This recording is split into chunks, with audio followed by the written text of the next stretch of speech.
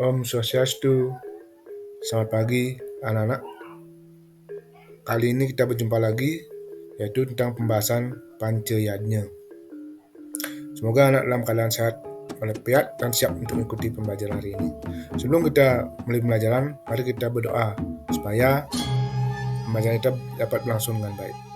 Berdoa mulai. Selesai. Adapun pembahasan kita kali ini adalah beberapa sub yang kita bahas mengenai berkaitan dengan Pancayadnya. Yang pertama kita bahas adalah pengertian Pancayadnya, pengertian Dewiyadnya, pengertian Fitriyadnya, dan pengertian dari Resiyadnya. Yang pertama kita bahas adalah pengertian yadnya itu sendiri. Yadnya adalah korban suci yang dilakukan dengan tulus ikhlas tanpa pamrih, yang dilakukan semata-mata sebagai kewajiban atas anugerah yang dilimpahkan.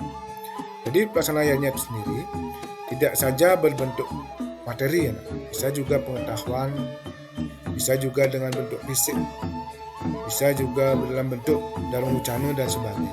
Jadi jelas apa yang kita lakukan dari yadnya sendirilah tidak mengharapkan hasil atau tidak pamrih dari apa yang sudah kita lakukan.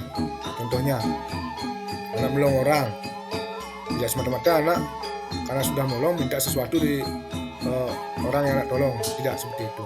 Sekali lagi, yadnya adalah korban suci yang lakukan dengan ikhlas sama pamrih.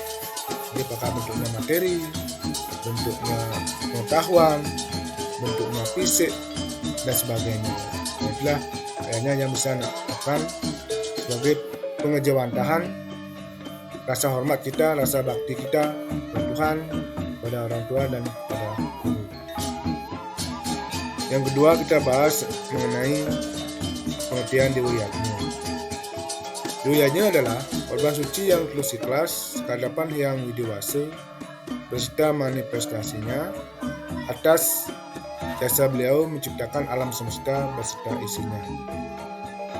Jadi kenapa kita perlu beribadah kepada Tuhan? Karena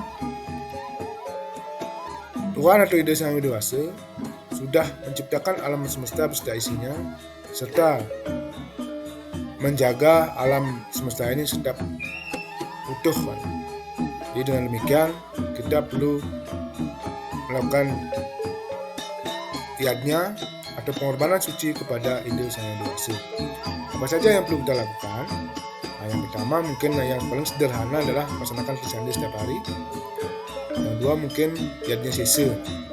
Yang lain bisa menjaga ciptaannya, apa yang sudah diciptakan oleh beliau, oleh Tuhan sendiri, kita jaga untuk kelangsungan hidup generasi kita penerusnya. Jadi itu yang perlu kita lakukan untuk sebagai contoh pelaksanaan yadnya. Yang ketiga adalah pengertian Fitriyadnya.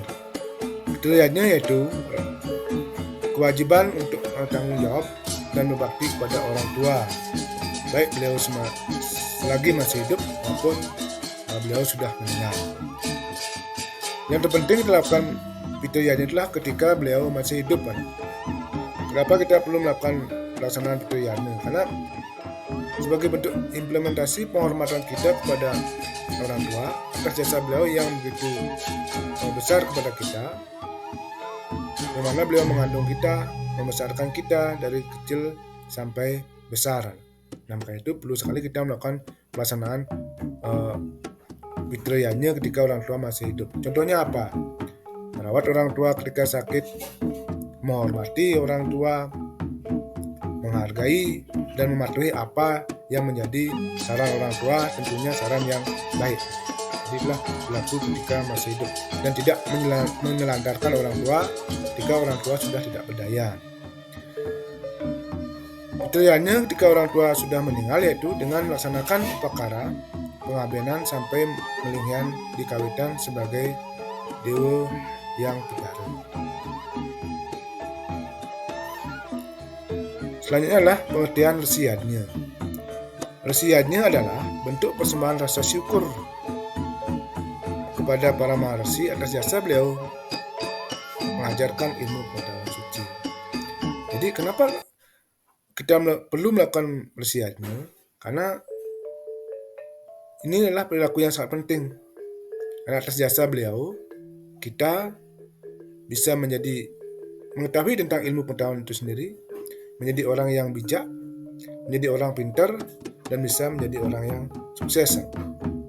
Jadi berkat guru itu sendiri, kita bisa menjadi pintar, sukses, dan sebagainya. Nah, maka demikian, di samping pentingnya melakukan dewayanya, fitriyahnya, usianya juga sangat penting sebagai implementasi rasa bakti, rasa syukur, rasa hormat kita kepada guru karena beliau sudah mengajarkan kita tentang ilmu pengetahuan. Contoh pelaksanaannya apa? Menghormati beliau, melakukan apa yang disarankan, berbakti kepada beliau, dan selalu hormat kepada guru itu sendiri. Jadi itu yang bisa saya sampaikan. Sebelum Bapak ke penugasan, Bapak simpulkan sedikit mengenai materi hari ini ya. Jadi pelaksanaan dewayanya, fitriyahnya, dan resiyahnya lah sangat penting kita lakukan sebagai bentuk implementasi rasa hormat kita, rasa bakti kita kepada Tuhan, kepada orang tua maupun kepada guru. Karena semua itu kita tidak bisa bayar dengan materi. Semua kita bayar adalah dengan pelaksanaan dan tingkah laku yang baik. Itu yang bisa saya sampaikan.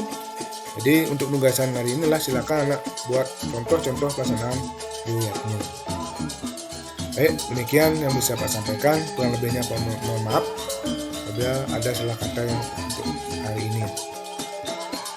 Pak akhiri dengan Pranama Santi. Om Santi Santi Santi Om.